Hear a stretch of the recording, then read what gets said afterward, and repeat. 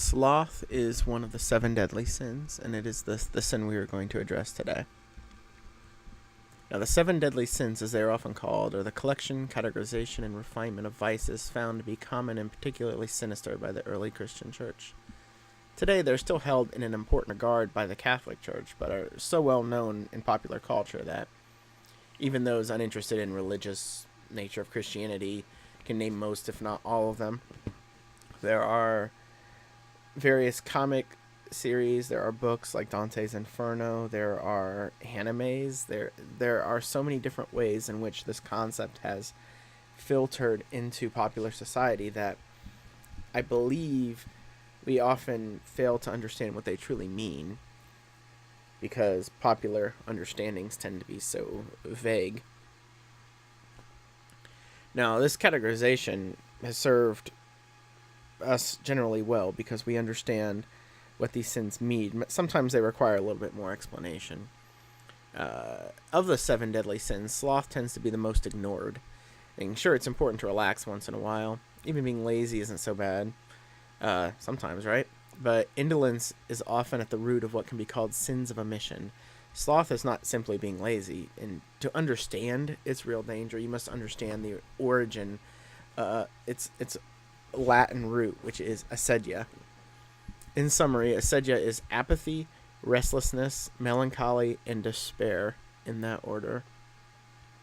It is a condition of the soul. Acedia means to not do what one needs to do, and further, to be unable to will oneself to do what one wills or to will to do nothing. Now, to rephrase that means that we either cannot get ourselves to do what we want to do, or we just want to do nothing.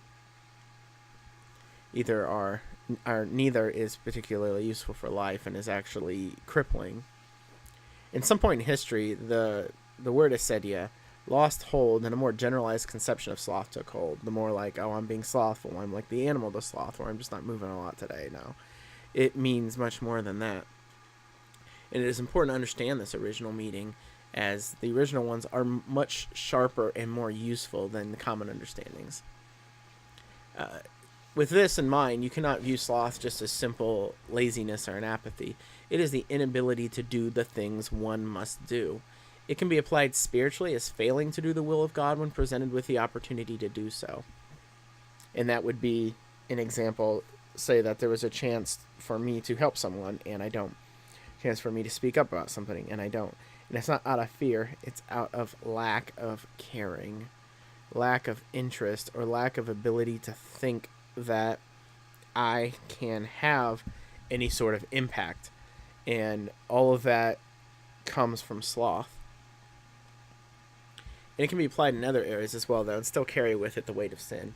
It is most often the sin of omission. When we think of sins of omission, they tie directly to sloth in most cases, because those sins are usually a lack of confidence. And sloth itself is the master of undermining confidence. But to fail to do the good that you can do is to commit sin. Through your non-action, evil has prevailed. Now, there are times where this can occur for reasons having nothing to do with sloth. We only have so much power. But what makes something a sin of sloth is when you are given the chance to prevent an evil and choose not to out of apathy or despair. And by despair, I mean it represents the lack of confidence and hope that is bred from sloth. To care about doing what is necessary but still fail to do it, it can shatter any sort of confidence that you have to be able to control your life, to have this sort of influence. In many ways, the idea of sloth is that we are powerless. And the problem is, with that thought, it leads to powerless. To continue to fail to put forth the effort necessary to do what one must is to lose confidence to the point where actions are meaningless and hopeless. The person mired in sloth cannot be trusted with anything because there is no reason to have any confidence in one without self-confidence. Now, this is speaking in a purely rational manner. One way through which we might help someone out of the sin of sloth is to put faith in them that they can do it, where your faith will replace their lack of faith. However, this does come at considerable risk to ourselves when if it does not work, then we whatever faith we put in them is lost, and whatever we wished for them to do is lost. And for this to have any sort of impact on someone, it has to be something of value. Because putting faith in somebody to do something extremely minor is not going to build in them the confidence they need to stand up to sloth. Now, the sloth, the person suffering from sloth, spends their life in apathy and or despair, lacking either the will to care or the will to change. It does not appear to be a state of mind that one can simply wrest themselves from. However, without salvation, all sins lead to eternal damnation. Sloth, in particular, corrupts us. It undermines us, thinking that we are not children of God, that we are useless, and therefore there is nothing we can do. It separates us from God, not in the thought that I can do nothing without God, but that I cannot do nothing because I am not useful to God. And that is in itself a sinful thought. It puts us a divide between us and God when we should not put anything between us and God. It is inherent within Christianity that the redeemed preach to the unsaved, such as it is with any sin. Sloth is as easy as any other sin to delude yourself into thinking you do not suffer from it. Others can act as mirrors to show the sloth's true self, just as they can be the hand that reaches out to break free of the cycle of sin. Now, each of the 7 deadly sins has a counterweight to it, a heavenly virtue. In popular culture, the heavenly virtues are almost completely ignored. And that says something about us, because we focus too much on the sin and not the solution. Now, and strictly speaking, the solution is God, but he has shown us through the people in the Bible and through philosophy and all the wonderful things in the world how or what we need to do to not be committing this sin, the things that are considered goodly. And for sloth, its counterweight, its heavenly virtue, is diligence. I believe there is a moral path out of sin towards the virtues that can be traced by understanding certain moral tenets, or morals for short.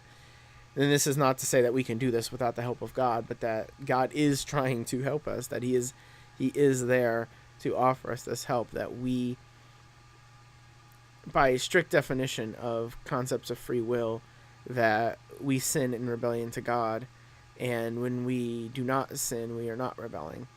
That there is that opportunity that God provides for us. He gives us that choice. And that is upon us to choose him. Now, to combat sloth, first we must understand effort. Next is ethics. And the final steps would be fortitude and zeal. At the end of that process, we will discuss diligence. And I will make a video about each one of these ideas, because just the word itself might give you an idea of what I mean. Effort in particular in combating sloth. The sloth is a sin of non-effort. But it is never as simple as to say, well, just do it. That's it. That's not what I mean by effort. And we will discuss that when we get to that video. And but for now, we should not underestimate sloth. In many ways, it is the central sin because it points to all other sins. When we stop caring about creating a positive effect in the world, we will stop caring about doing the other good things that we need to do. It is not, in many ways, a sloth being seen as the most lacking sin. Diligence is often seen as the most important virtue, because if you are a diligent person, you can accomplish just about anything. But sloth itself is deadly, and it is deadly because of its insidious nature. And escaping it is not as simple as not doing something, because more than anything, it is a sin of omission. To combat sloth, we must submit ourselves and in some way understand that we can be useful, because what sloth says to us is that we are not. Hopefully this video is of some use to you. Again, I will be continuing to do this through the season of Lent. So please keep a lookout for more videos. And as always, this is a thought in progress. I do not claim to be the final arbiter or answer of any topic. I just hope that this provides some thought for you. Thank you.